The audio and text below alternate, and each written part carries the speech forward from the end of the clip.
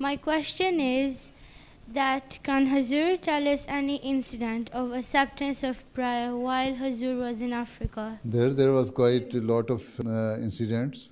Once we were not having milk for our children, small children, and then we prayed, and Allah Ta'ala accepted those prayers. And after some time, a person brought the carton of ideal milk. There used to be ideal milk at that time. I don't know you still have that one or not.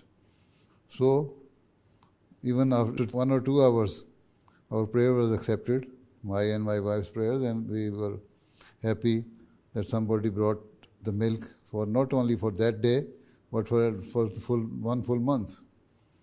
This is how we can see God listen to your prayers. ऐ शख्स तू